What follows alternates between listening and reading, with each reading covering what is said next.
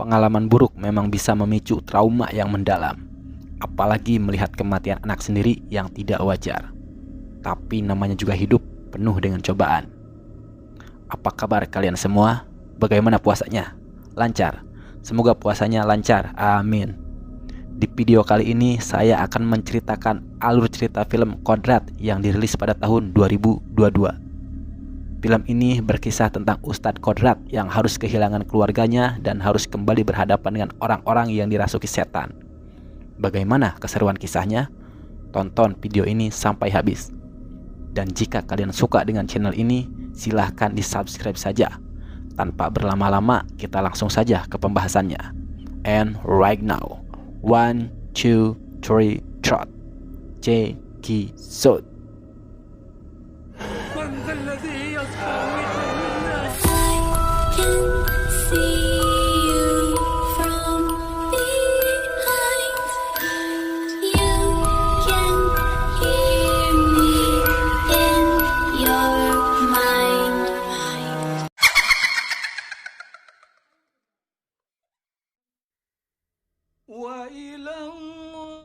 Film ini diawali dengan memperlihatkan seorang anak kecil yang bernama Alif Al-Fatanah sedang diruqyah oleh bapaknya sendiri, yakni Ustadz Kodrat. Rupanya Alif saat itu sedang dirasuki oleh iblis Aswala. Kodrat terus membaca ayat-ayat Al-Quran guna mengeluarkan iblis yang bersemayam di tubuh anak itu. Iblis yang merasuk ke tubuh Alif bukannya menyerah, justru semakin kuat dan terus menyerang Ustadz Kodrat sampai-sampai Ustadz Kodrat jauh terpental. Ustadz Kodrat tidak menyerah begitu saja. Dia terus berusaha menolong anaknya. Dan pada akhirnya, Ustadz Kodrat gagal menolong anaknya sendiri.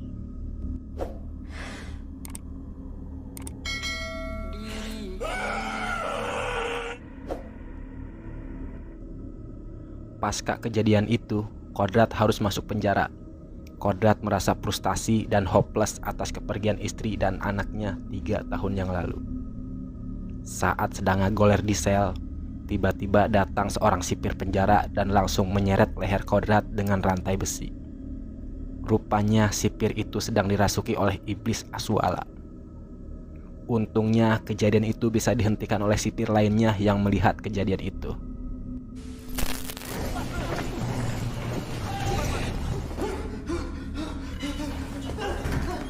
Singkat cerita, akhirnya Kodrat mendapatkan remisi dan bebas dari penjara. Kodrat memutuskan untuk balik ke pesantren Kahuripan tempat dia mengenyam ilmu ruqyah dahulu. Sesampainya di desa Kober, dia merasakan keanehan di sana.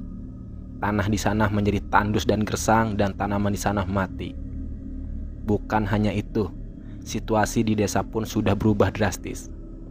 Desa tersebut kini dipenuhi gangguan yang tidak dapat dijelaskan. Saat Kodrat melewati sebuah rumah, terdengar teriakan seorang anak perempuan dari rumah tersebut.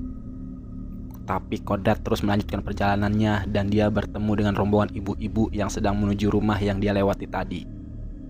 Salah satu perempuan rombongan itu bernama Yasmin yang wajahnya mirip sekali dengan Marsha Timothy. Anak yang kerasukan itu bernama Jihan. Karena Jihan selalu amuk-amukan wae, sehingga orang tuanya terpaksa harus memasung Jihan. Saat itu Jihan sedang karaos alias kambuh sehingga membuat ibu-ibu di sana pada olohok. Kemudian Jihan ngagedor-gedorkan kepalanya dan akhirnya Jihan pun tewas.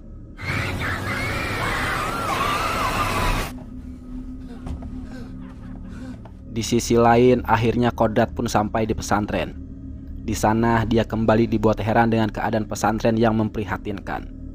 Tidak ada yang mengaji di pesantren. Justru yang terlihat hanya anak-anak yang sedang belajar bela diri. Tidak lama kemudian keluarlah Jafar yang merupakan teman Kodrat belajar ngaji dulu. Kodrat pun diajak ke dalam untuk melihat kondisi Kiai Rohim yang terbaring lemas tak berdaya. Lalu Jafar bercerita semenjak kepergian Kodrat, Kiai Rohim baik-baik saja sampai kejadian Alif meninggal 3 tahun lalu. Mereka semua yakin bahwa kematian Alif bukan kematian biasa. Sampai akhirnya tanpa alasan yang jelas Kiai Rohim jatuh sakit. Penduduk desa juga mulai mengalami gangguan. Mulai dari panen yang gagal karena hama, banjir, wabah penyakit, sampai-sampai gangguan gaib. Apakah serangan-serangan ini berkaitan dengan sakitnya Kiai Rohim? Lanjut. Jafar menanyakan kepada Kodrat apa yang sebenarnya terjadi. Kodrat dengan karomahnya yang luar biasa, yang tidak pernah gagal meruqyah orang, bahkan sudah banyak orang yang Kodrat tolong tapi gagal menyelamatkan anaknya sendiri. Dosa apa yang sebenarnya telah diperbuat oleh Kodrat? Malam harinya terlihat Yasmin yang merupakan Randa Hanet tinggal bersama kedua anaknya, yakni Asya dan Alif Amri. Saat itu Yasmin sedang dinner bersama anak bungsunya. Selesai makan, Alif mengajak ibunya untuk main karena Asya belum pulang. Tapi Yasmin menolaknya dan menyuruh Alif untuk tidur.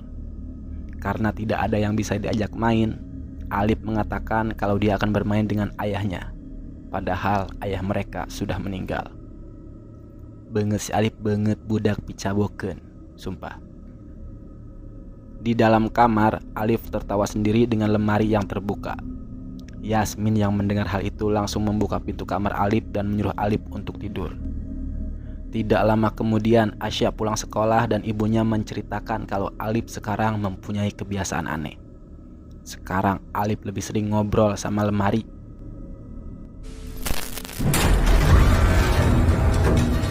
Saat mereka sedang asyik adu argumen, terdengar suara singgolombrang dari kamar Alif. Mereka segera menuju ke kamar Alif dan melihat Alif sudah ngegoler di lantai.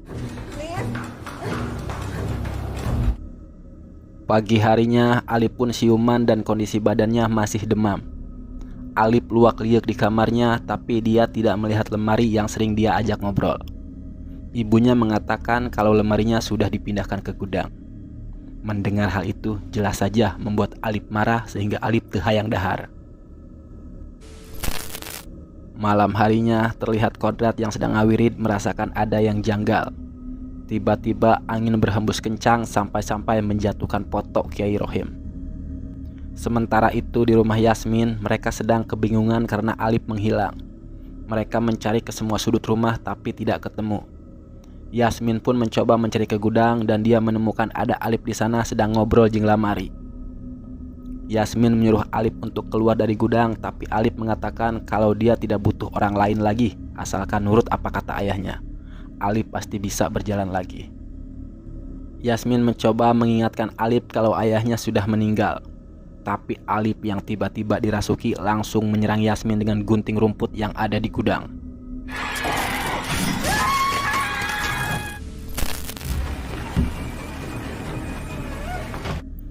Yasmin berhasil lolos dari serangan Alif dan mengunci Alif di gudang.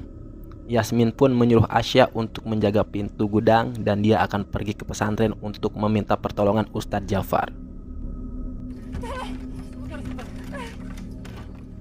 Sesampainya di sana, Yasmin langsung memanggil Ustadz Jafar, tapi saat itu Ustadz Jafar tidak ada di tempat. Yasmin yang panik pun meminta Ustadz Kodrat untuk membantunya. Tapi Ustadz Kodrat yang masih trauma dengan kejadian ruqyah anaknya 3 tahun lalu menolak untuk membantu Yasmin. Yasmin terus memohon pada Ustadz Kodrat untuk membantu Alif yang kerasukan. Ustadz Kodrat yang mendengar nama Alif langsung mau menolong Yasmin karena dia teringat dengan anaknya yang bernama Alif juga. Sementara itu Alif yang dirasuki iblis mencoba membujuk Asya untuk membuka pintu. Karena Asya tidak tega mendengar teriakan adiknya, akhirnya dia membuka pintu itu. Asya masuk ke gudang dan mengajak Alif untuk keluar. Tapi Alif yang kerasukan menolaknya dan malah menarik kakaknya untuk masuk ke dalam lemari. Di dimensi lain, Asya bertemu dengan keluarganya yang utuh. Ada ayah, ibu, dan adiknya juga. Mereka merayakan ulang tahun Asya. Asya sangat senang dan tidak sadar kalau ini bukan alam dunia. Ayahnya menyuruh Asya untuk potong kuenya. Saat sedang memotong kue, Asya merasakan sakit di tangannya. Dan pada kenyataannya, ternyata Asya sedang ngeret lengannya sendiri.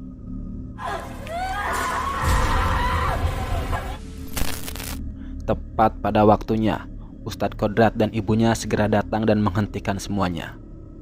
Alif yang awalnya tidak bisa lempang, ujug-ujug bisa lempang dan menyerang Ustadz Kodrat. Ustadz Kodrat terus membaca ayat-ayat ruqyah guna mengeluarkan iblis yang ada di dalam tubuh Alif.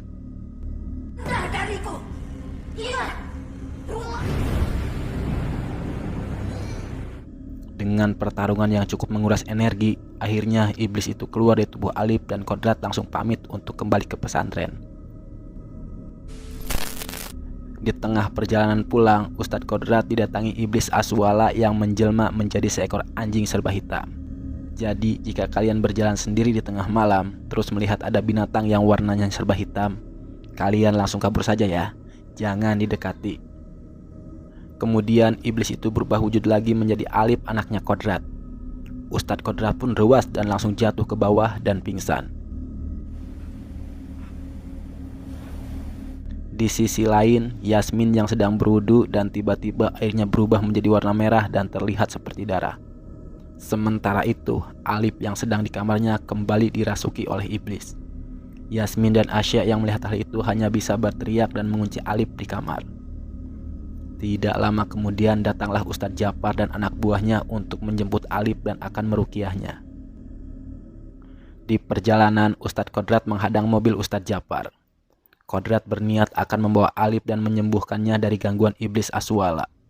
Tapi Ustadz Jafar tidak mengizinkannya karena Ustadz Jafar merasa ini adalah tanggung jawabnya dan dialah yang selama ini meruqyah warga desa Kober. Jafar juga menegaskan kalau ini adalah Alif Amri, bukan Alif Alpatanah yang merupakan anak Ustadz Kodrat. Dan pada akhirnya Jafar dan kawan-kawan membawa Alif sekeluarga ke pesantren Kahuripan. Kamu tanya sama hatimu sendiri. Keesokan harinya di pesantren Kahuripan, Ustadz Kodrat melihat Asya yang sedang bermuram durja dan mengajaknya berjalan untuk mencari angin. Asya menanyakan kepada Ustadz Kodrat kenapa keluarganya yang harus menerima ini semua. Ustadz Kodrat pun menyuruh Asya untuk beristighfar dan menasehatinya. Sebenarnya itulah tujuan iblis mengganggu umat Rasulullah, yaitu agar umat Rasulullah ragu akan kekuasaan Allah. Allah yang maha besar dan Islam adalah ajaran yang sempurna. Kita semua hanya manusia lemah dan penuh dosa. Di tengah obrolan mereka melihat ibu dan bapak Jihan ada di depan rumahnya. Mereka terlihat sangat terpukul atas kepergian anak mereka. Ayah Jihan pun melampiaskan kemarahannya kepada Kodrat. Dia menganggap kalau Kodrat satu kroni dengan Jafar. Dia merasa Jafar sudah mengambil tanah dan kebunnya atas imbalan ruqyah anaknya. Tapi Jihan bukannya sembuh, justru berakhir tragis. Semua penduduk di desa ini sudah tahu bahwa pesantren Kahuripan menggunakan agama untuk kepentingan nafsu serakah, untuk harta dan kekayaan saja. Karena sudah tanggung kesal, ayah Jihan pun memukuli Ustadz Kodrat, namun Ustadz Kodrat tidak melawan sedikit pun. Dan tiba-tiba ibunya Jihan melakukan bunuh diri hingga membuat ayah Jihan, Ustadz Kodrat dan Asya terkaget-kaget. Alif Amri yang sudah selesai diruqyah oleh Jafar segera dibawa pulang ke rumahnya. Kodrat yang teringat akan omongan ayahnya Jihan itu mencoba menanyakan kebenaran akan hal itu. Apakah benar Jafar meminta imbalan dengan cara memeras kepada setiap warga yang meminta bantuan ruqyah kepada Jafar? Namun Jafar membantahnya dan beralibi kalau imbalan tersebut untuk kepentingan pesantren yang lebih baik lagi. Tapi Kodrat tetap tidak membenarkan tindakan yang telah dilakukan oleh Jafar. Akhirnya Jafar pun menyuruh antek-anteknya untuk mengemasi barang-barang Kodrat dan mengusir Kodrat dari pesantren. Jangan bikin malu kayak Rohim. Malam harinya terlihat Alif sudah sembuh dari gangguan iblis. Kemudian Yasmin memberikan air yang sudah diberi doa oleh Ustadz Jafar. Saat akan diminum, tiba-tiba lampu di rumah itu mati. Yasmin segera memeriksa ke gudang untuk melihat genset di rumahnya. Sesampainya di gudang, Yasmin langsung memeriksa gensetnya dan tiba-tiba dia mendengar suara yang menyeramkan. Betapa kagetnya Yasmin melihat seekor anjing yang merupakan jelmaan iblis Aswala. Yasmin hanya bisa olohok dan kemudian anjing itu menggigit Yasmin dan akhirnya iblis itu masuk ke tubuh Yasmin.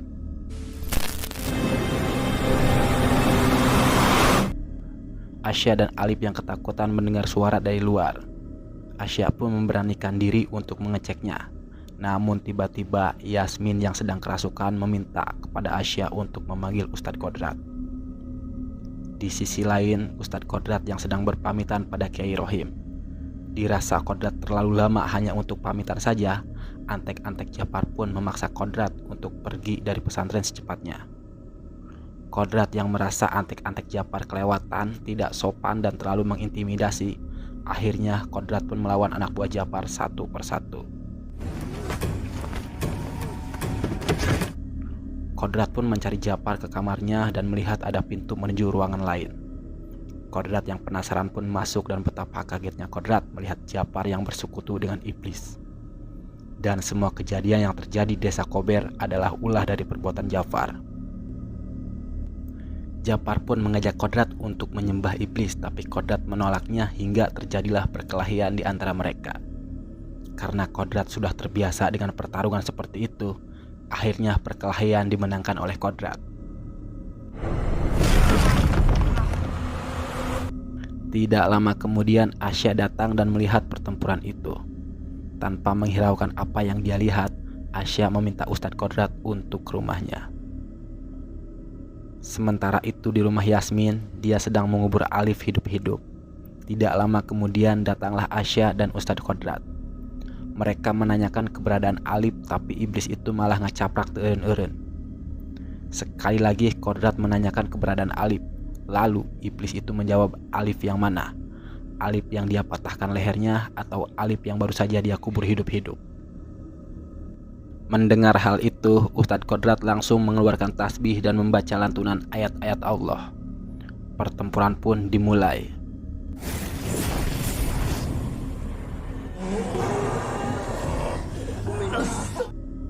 Di tengah pertempuran, Asya segera menggali Alif, tapi Asya merasa hopeless karena tidak kunjung menemukan Alif.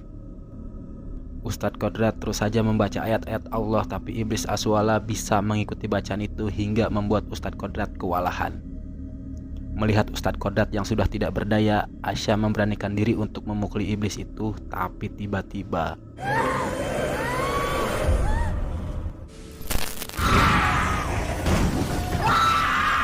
Ustadz Kodrat tidak menyerah begitu saja dan akhirnya Ustadz Kodrat bisa membalikkan keadaan.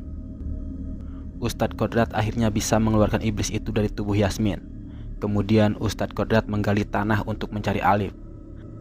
Tapi tiba-tiba Alif langsung berdiri dan menyerupai Alif Al-Fatanah dan mencoba menggoyahkan keimanan Ustadz Kodrat dan mengajaknya untuk menemui ibunya yang telah mati.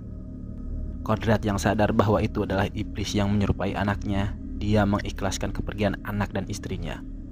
Akhirnya iblis yang merasuki tubuh Alif pun keluar dan Alif Amri pun tersadar.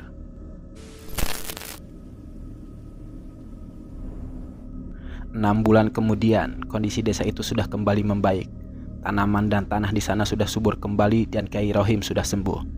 Di pesantren pun sudah banyak anak yang mengaji.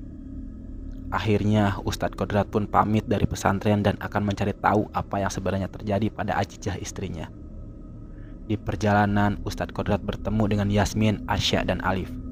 Terlihat Alif sudah membaik dan bisa berdiri. Kemudian Ustadz Kodrat kembali melanjutkan perjalanannya dan film pun berakhir.